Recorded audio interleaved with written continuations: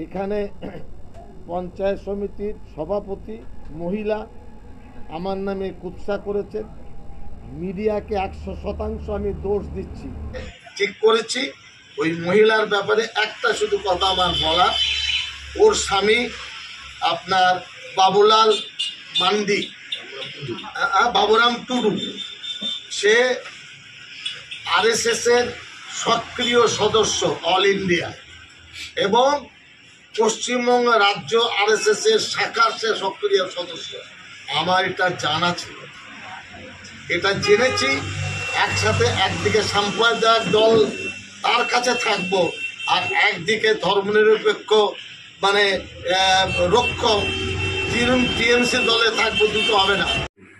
আমি প্রথমেই বললাম আমার স্বামী আরএস করে আর আমি যে টিএমসি করি, এই পুরো বার্তাটা দেবে মোহাম্মদ ইসমাইল। যেহেতু উনি আজকে 24-25 বছর ধরে উনি ব্লকটা চালিয়ে আসছেন, ওনার হাতে কালের মধ্যেই আছে মেমারিতে ব্লকটা।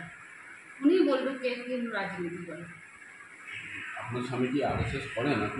সম্পূর্ণ মিথ্যা মিথ্যা অভিযোগ, মিথ্যা বললেই চলে। উনি কখন কি বলে উনি নিজেই জানেন।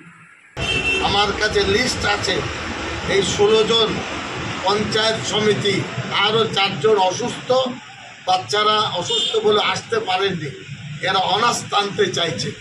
এদের শুনে আমি বলবো কি করার আছে।